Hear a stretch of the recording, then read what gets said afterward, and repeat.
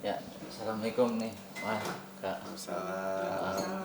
nih sebelumnya selamat nih udah masuk kategori dulu nih, Georgia's Dead gimana nih rasanya nih?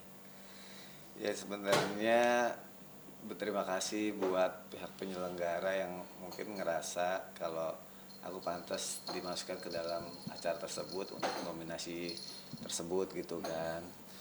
Sebenarnya ya berterima kasih gitu. Mungkin mereka punya penilaian sendiri gitu.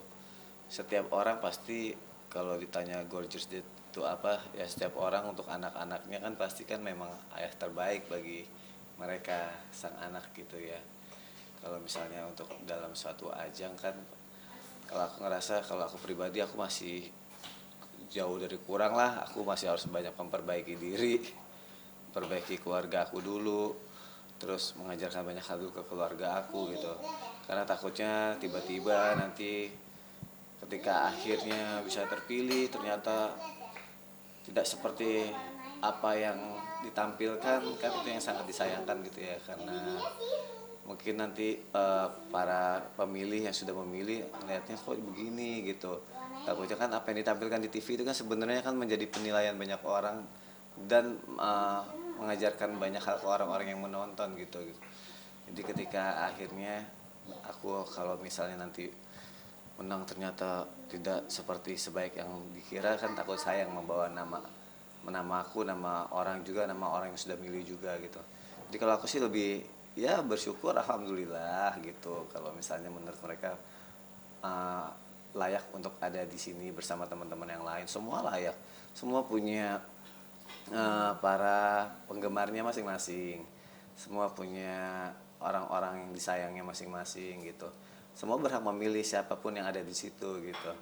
Tapi semoga nanti kalau ditanya kamu gimana Sony, ya kalau aku sih aku lebih lebih ke diri sendiri dulu lah, memperbaiki diri sendiri dulu lah, memperbaiki keluarga aku dulu lah gitu, biar lebih layak untuk dianggap gorgeous dead buat keluarga aku dulu aja sih gitu. Untuk masalah nanti ya lillahi ta'ala aja gitu.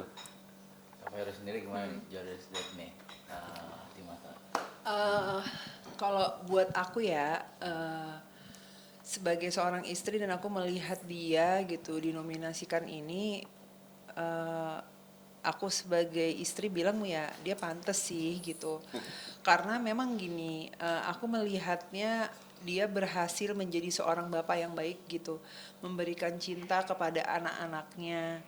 Terus yang begitu masya Allah, dan apa yang dia lakukan, aku sebagai seorang ibu anak-anak aku dan aku bisa melihat bagaimana dia memperlakukan anak-anak gitu, mendidik anak-anak dengan baik gitu, dan juga memberikan kasih sayang yang luar biasa gitu. Dan apa yang dilakukan Sony itu, dan di saat orang-orang melihat keberhasilan seorang anak itu pasti kan gak lepas dari orang tua gitu. Dan sebagai seorang bapak, Sony berhasil gitu memberikan pendidikan dan kasih sayang yang dia berikan gitu. Jadi ya aku sih support, aku doain gitu. Tapi kan semua kembali lagi ya.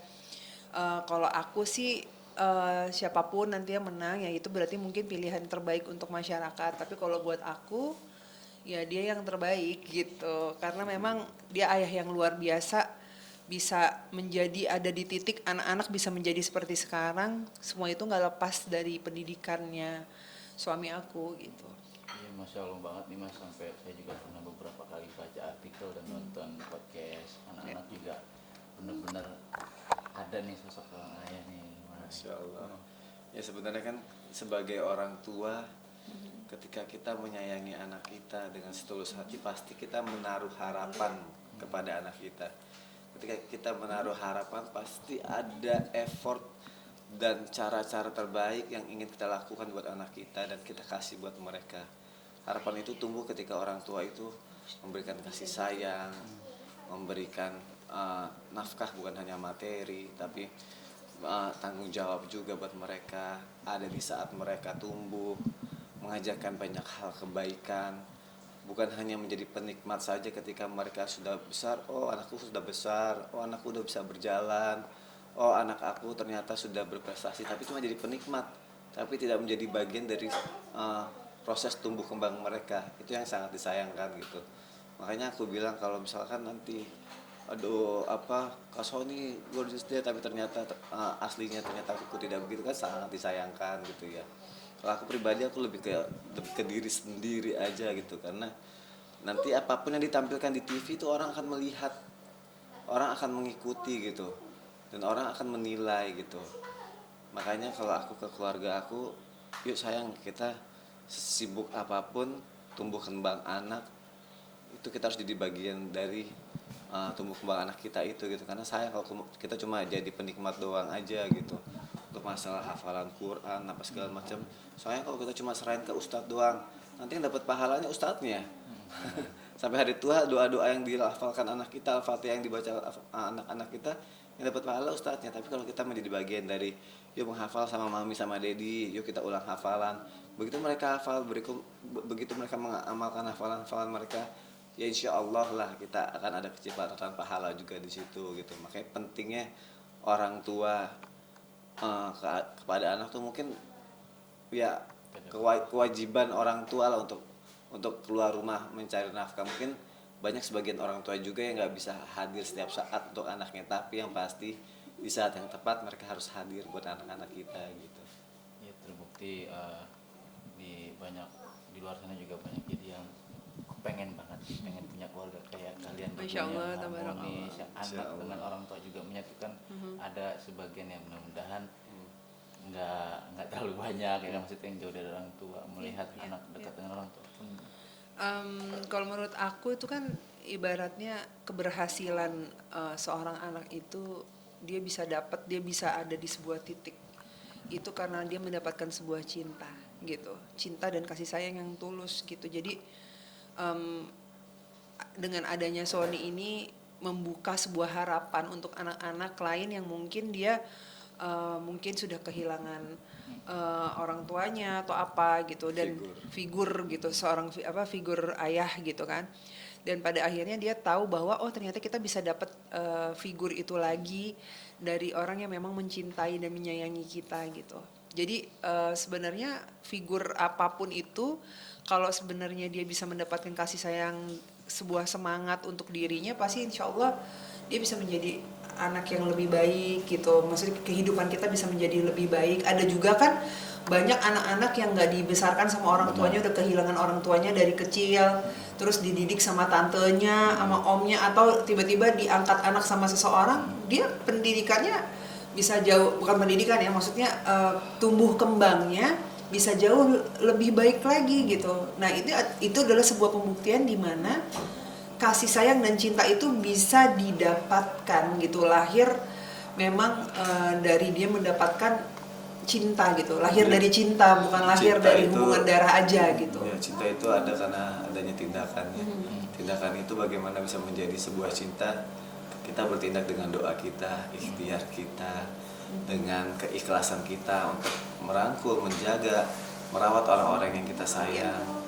Itu akhirnya menjadi sebuah tindakan yang akhirnya menghasilkan cinta dari orang tersebut. Karena kodratnya manusia itu kan punya hati, punya rasa, punya akal ya. Mereka bisa berpikir, mereka bisa merasakan, dan mereka bisa jujur tentang itu, tentang apa yang mereka ungkapkan gitu. Begitupun kita ke anak-anak, kalau mungkin mereka merasakan apa yang kita kasih, maka itulah yang keluar dari tubuh mereka, itulah yang keluar dari omongan mereka begitu. Karena terkadang untuk seorang anak itu bukan hanya cuma dikasih nasihat, kamu bla bla bla bla bla bla, itu susah buat mereka, tapi mereka itu lebih gampang mencontoh itu dengan melihat tindakan orang tuanya gitu. Jadi oh ternyata orang tua gue tuh begini, oh berarti gue harus begini dalam bersikap. Oh soal pak dedi aku ini ngetrit mami itu kayak gini, berarti aku nanti sebagai laki-laki cara mengetrit perempuan tuh harus seperti ini. Itu kan contoh buat mereka. Makanya apapun yang nanti ditampilkan di TV harus menjadi contoh yang baik buat orang-orang yang nanti melihat dan menilai gitu. Karena biar bagaimanapun para public figure yang masya Allah luar biasa di Indonesia ini harus memberikan contoh yang terbaik, terutama kita pun masih belajar untuk itu. Karena takutnya tontonan yang kita tampilkan nanti akhirnya menjadi bukan sekarang ruginya, nanti kan generasi yang mendatang, generasi anak-anak kita, cucu-cucu kita, kalau hal-hal yang tidak baik itu dibenarkan atau contoh yang tidak baik itu menjadi sesuatu yang sah-sah aja, kasihan nanti mereka akan rusak ke belakangnya. Generasi kita belum merasakan, generasi mendatang yang akan merasakan. Karena media sosial, media online kan baru hype banget sekarang ini sampai ke nanti masa depan gitu. Jadi ini yang akan menjadi saksi dan jejak digital buat anak-anak kita nanti. Saya jujur merasa juga merinding ya kan saat mendengar perkataan dari abang gitu kan, dengan sosok ayah kayak gini. Apa saat itu saat mendengar perkataan dari abang sendiri yang sudah itu seperti apa mendengarnya? Ya, Tidak menemukan dari Aku kegelisahannya. Aku pun kaget dan tidak menyangka ya abang bisa ngomong seperti itu. Tapi nggak bisa dipungkiri, berarti selama ini dia menilai. Diam-diam seorang anak itu merasakan, walaupun dia belum menunjukkan, tapi kita nggak pernah tahu kapan waktu yang tepat untuk dia menunjukkan dan mengatakan apa yang dia rasakan gitu. Mungkin pada saat di podcast itu nggak sengaja dia benar-benar mencurahkan isi hatinya. Aku merinding ngeliatnya, aku kaget, dan aku merasa kalau Masya Allah ternyata anak ini sesayang itu sama aku. Aku pribadi bilang sama istri aku nggak pernah peduli sayang dengan kata walaupun memang kebenarannya status sebenarnya ya udah ayah sambung atau anak sambung atau apalah itu sebutannya. Aku bilang aku nggak pernah peduli. Bagi aku ya anak ya anak aja. Bagi aku King Fast, Queen Ejas, King Zafi ya anak aku, mereka sama. Jadi nanti pun begitu mereka besar, mereka tidak merasakan perbedaan itu.